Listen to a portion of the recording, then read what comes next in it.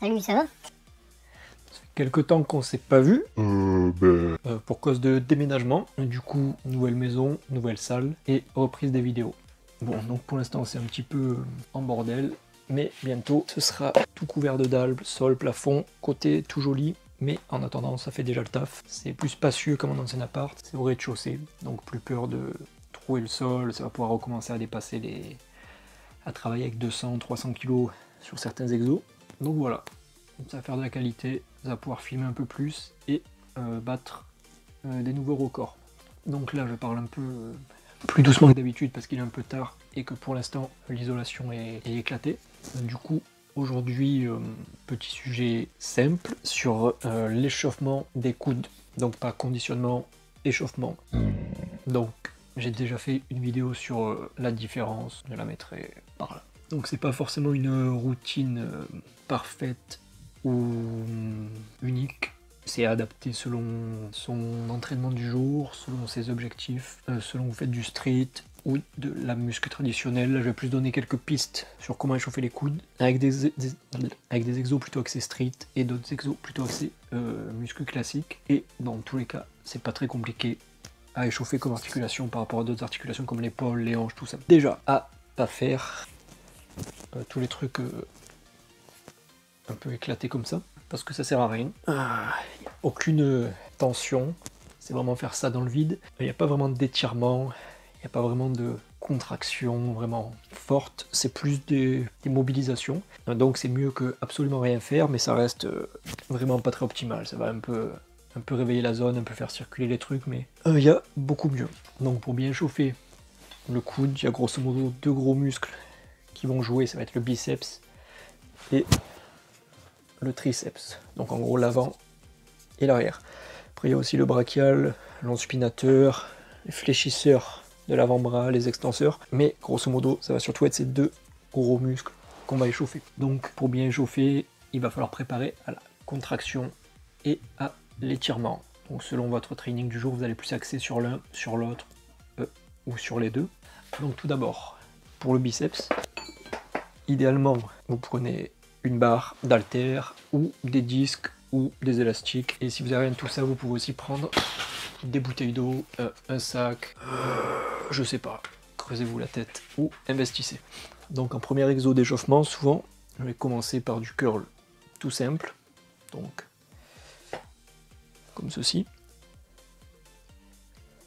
Donc faire quelques reps, rester très loin de l'échec et juste échauffer la zone. Donc mettez pas des poids de travail, mettez des poids plus légers. Ensuite, je vais passer sur du marteau pour plutôt échauffer brachial. Et ensuite, dès que c'est échauffé, je vais passer sur du pronation. Plutôt échauffer l'enspinateur. Donc ça sera plutôt un échauffement pour la muscu classique. Et une fois que j'ai un peu échauffé comme ça, je passe sur du ce que moi j'appelle du curl gymnaste, même si c'est pas du tout un curl et que c'est moi je suis le seul à utiliser ce terme-là. Souvent les gens ils vont appeler ça une élévation frontale en supination, mais j'aime pas trop utiliser ce terme parce que quand on fait des élévations latérales frontales classiques, on a le coude un peu plié. Donc ça c'est aussi une élévation frontale en supination. Mais là la clé pour travailler le tendon du biceps, pour le street spécifiquement, et dans sa fonction de flexion de l'épaule, il faut absolument avoir le coude verrouillé et être en supination. Donc là pareil, fait quelques reps pour échauffer le tendon. Donc là ce sera beaucoup plus spécifique pour le street workout. Cet exo là ça va échauffer pour la planche, back lever, le maltese, l'iron cross, tous les trucs vraiment qui travaillent beaucoup le tendon du biceps. Donc pas très utile pour l'ego muscu, enfin moins utile, beaucoup plus utile pour le street. Mais l'idéal c'est de faire les deux exos, donc toutes les variantes de curl, puis curl gymnaste. En utilisant pas forcément les mêmes poids, parce que sur le curl gymnaste, surtout au début, vous allez mettre très léger, parce que ça va être très difficile. Ou alors vous pouvez mettre le même poids pour les deux, mais dans ce cas, faire un peu plus de reps sur les curls, en restant toujours très loin de l'échec, que ce soit sur celui-ci ou celui-là. Après, vous pouvez aussi faire quelques autres variantes pour le tendon du biceps, comme par exemple celle-ci, ou faire de l'isométrie, faire des pulses, tout ça, ou encore faire du Zanetti aux haltères. Donc ensuite, pour échauffer le triceps, selon moi, le meilleur exo, ça va être les extensions nuque. Donc, hop, comme ça, et commencer avec une petite ampli, puis quand on commence à être un peu plus échauffé,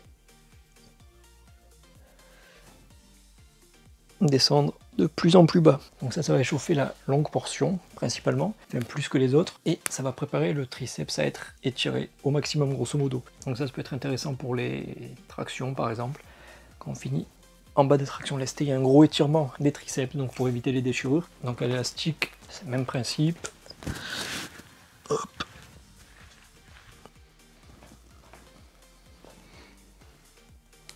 Après pour un exo un peu plus adapté spécifiquement au street, pour échauffer les triceps, toujours vous avez celui-ci, donc qui sera mieux avec un élastique ou une poulie, en l'attachant à un support en face de soi, et en gros en venant tendre le bras et aller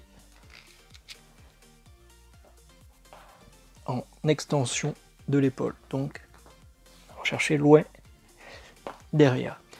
Donc ça va travailler beaucoup la longue portion encore, mais cette fois en contraction maximale, donc avec la seconde fonction du triceps. Donc il y a l'extension du bras, mais il y a aussi l'extension de l'épaule derrière le corps. Donc là ça va plutôt travailler cette composante là. Donc ça va être utile pour tout ce qui est le Mana, le V-Sit, la Victorian, le Dragon Press, tous les exos il va falloir aller chercher vers l'arrière. Donc ça sera plus spécifique pour le street en particulier. Alors, pour moi déjà, avec ces petits exos là, en faisant une dizaine de répétitions de chaque bras à chaque fois, ça suffit largement pour être très bien échauffé des coudes. Après, si vous voulez, vous pouvez aussi rajouter un petit peu d'échauffement des avant-bras. Donc par exemple, avec des flexions de poignet et des extensions, car c'est aussi des muscles qui se rattachent vers le coude et qui peuvent causer des douleurs s'il y a des déséquilibres, s'il y a des tensions, tout ça, et ça fait pas de mal de les échauffer si vous avez le temps. Après, comme d'hab, ça dépend toujours encore des exos que vous allez faire dans votre séance, de vos points forts, de vos faiblesses, des blessures et des douleurs que vous avez, etc. Donc à adapter, pareil à l'élastique, flexion, extension. Donc voilà, là j'ai fait barre à vide parce que c'est mon jour de repos et que j'ai pas envie de...